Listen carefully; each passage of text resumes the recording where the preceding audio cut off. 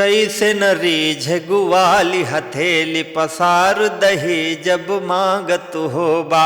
नंद जसोदा लो भाई लोहई है खिझाए कभी जब भागत होबा।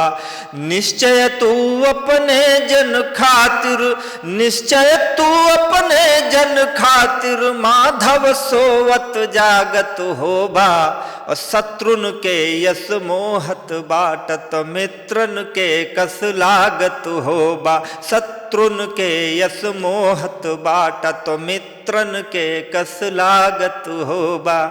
नमस्कार, आप सुन रहे हैं पंडित चंद्रशेखर मिश्र द्वारा रचित प्रबंध काव्य भीष्म बाबा, जिसका छठा भाग मैं आपको सुना रहा हूँ। पिछले भाग में आपने सुना कि भगवान श्री कृष्ण युद्ध क्षेत्र में मुस्कुराते हुए आते हैं और भीष्म कहते हैं कि हे नाथ, ये मुस्कुराहट दूर रखो, ये मुस्कुराहट तीनों लोक पर विजयी है। पिछले जन्म में त्रेता युग में जब तुम श्री राम बनकर आए थे तो तुमने राक्षसों को अपनी मुस्कान से पराजित किया। मैं नहीं चाहता हूँ कि उस त्रेता युग की पुनरावृत्ति हो और मैं तुम्हारी मुस्कान पर मोहित हो जाऊं और युद्ध ना करूं। इसलिए हे कन्हैया, मेरा प्रण है कि तुम आज चक्र उठा लो, बस ये मुस्कुराहट बंद करो। तुम इंद्र का वज्र भी ले आओ तो मैं उससे लड़ने को तैयार हूं, पर इस मुस्कुराहट से नहीं लड़ सकता हूं। भगवान कन्हैया निरंतर मुस्कुरा रहे हैं और भीष्म उन्हें क्रोध दिलाने के लिए कहते हैं कि हे कन्हैया, मैं जानता हूं कि कैसे न रीझे गुआली हथेली, कैसे न रीझे गुआली हथेली पसार दही जब मांगत होबा। नंद जसोदा लो भाई लोहई है खिझाए कभी जब भागत होबा। निश्चय तू अपने जन खातिर, निश्चय तू अपने जन खातिर माधव सोवत जागत होबा। और शत्रुन के यस सोहल बाटत मित्रन के कस लागत होबा। शत्रुन के यस लागत बाटे तो मित्रन के कस लागत होबा। कहते हैं कन्हैया, ग्वालिनियाँ तुम्हारे ऊपर रीछ जाती थी जब तुम दही हाथ फैलाकर मांगते थे। माता यशोदा तुम पर रीछ जाती थी जब तुम भागते थे। और ये जो तुम्हारी मुस्कान है, जब मैं शत्रु होकर इस पर सम्मोहित हो रहा हूँ तो मित्रों को कैसा लगता होगा। जाहिर सी बात है कि सब तुमसे प्रभावित होते होंगे। कि राम जी भी तोड़ल शिव चाप तो कैले बड़े भृगुनाथ झमेला।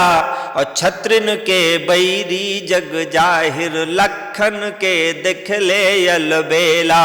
स्वर्ण घड़ा में भरा विष बाटई, स्वर्ण घड़ा में भरा विष बाटई, स्वर्ण घड़ा में भरा विष बाटई। ई उपमा मन प्रीति कहेला, मोर गुरु कि मोर गुरु रिझले रघुराई प आखिर में उन्हीं कई चेला।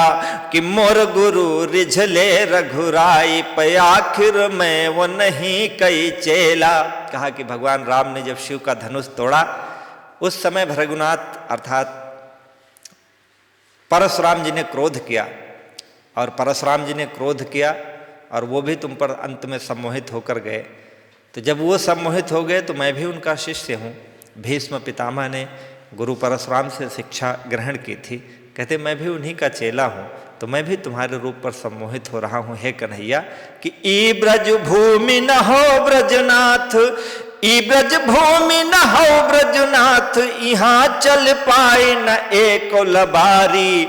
नंद बड़ा सुधवा रहिले मिल गई तो है सुधवा महतारी।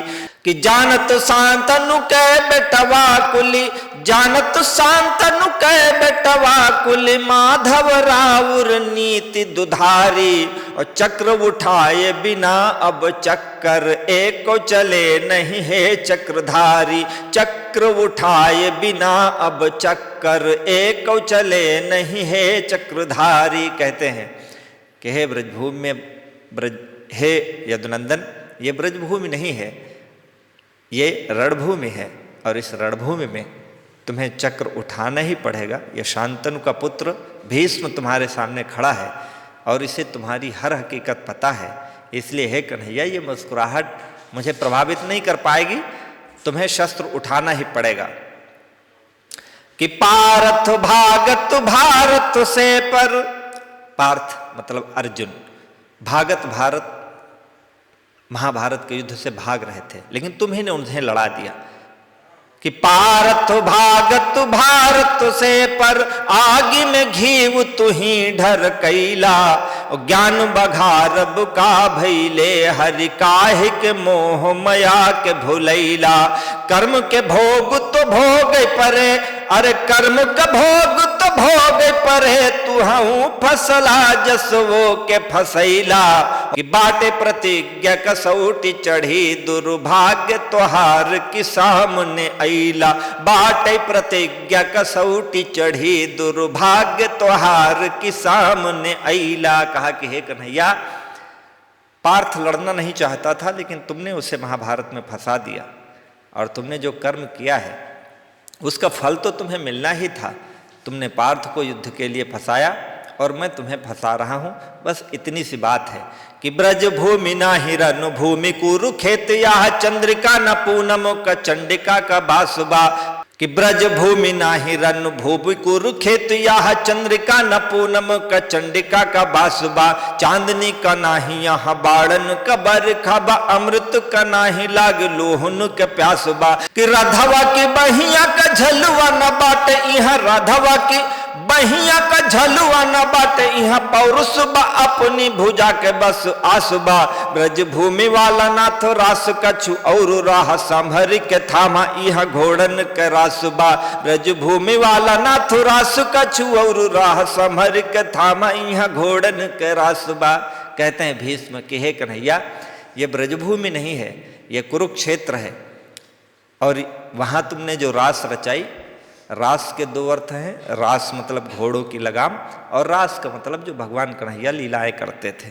तो कहा ये रास वो रास नहीं है जो तुम रचा लोगे, ना ये ब्रजभूमि है, ये रणभूमि है, और रणभूमि में ये जो रास है ये संभाल कर थामिए, क्योंकि यहाँ तुम्हारे सामने भीष्म है, और यह स्थान ब्रजभूमि नहीं बल्कि रणभूमि है।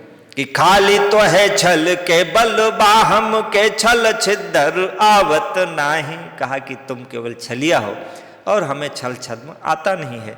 हे कन्हैया, कि खाली तो है छल के बल बाहम के, छल छिद्म आवत नाही। गर्भ गुमानु हमार बढ़ा तो हो के, हम झूठ बतावत नाही। हाथ में कामे हिंदी रचला कर, काहे का चक्र उठावत नाही। हाथ में कामे हिंदी रचला कर, काहे का चक्र उठावत नाही। संतन से सुन ले रहली कि गोमानु गोविंद ही भावत नाही। संतन से सुन ले रहली कि गुमानो गोविंद ही भावत नाही। कहा कि मुझे छल आता नहीं है और तुमने केवल छल का भरोसा किया है। मैंने ऐसा सुना है कि भगवान को किसी का घमंड देखा नहीं जाता। तो हे कन्हैया, मैं इस समय घमंड में हूं, अभिमान में हूं, कम से कम यही देख करके तुम चक्र उठाओ। सुनो कन्हैया, कि जानत तो रहला रण भूमि में, शांतनु कैसु तो सायक बोई। हे कन्हैया, ये तो तुम्हें पता ही था कि रणभूमि में शांतनु का पुत्र भीष्म सायक बोएगा, बाणों की वर्षा करेगा, ये आपको पता था।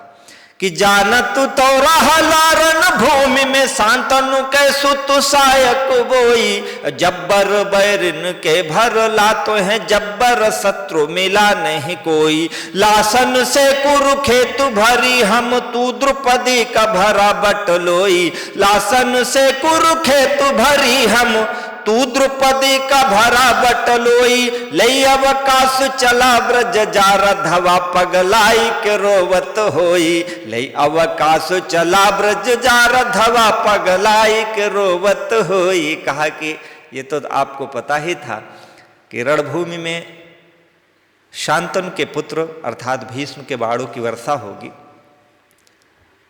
आज तक आपको कोई ऐसा शत्रु नहीं मिला होगा जो आपसे इस तरह शत्रुता का भाव दिखाए, और आप प्रण करके आए हैं कि द्रौपदी के खुले हुए बाल दुशासन के रक्त से धुलेंगे, तो अपनी बटलोई भरो रक्त से और मैं लाशों से इस पूरे मैदान को पाट देता हूँ। हे कन्हैया, या तो उठो, युद्ध करो, या फिर छुट्टी लेकर के अपने ब्रजधाम को वापस चले जाओ। भीष्म पितामह और यदुकुल नंदन भगवान श्री कृष्ण के बीच भक्त और भगवान की ये जो शत्रुता है, ये पुरातन पौराणिक प्रसिद्ध है।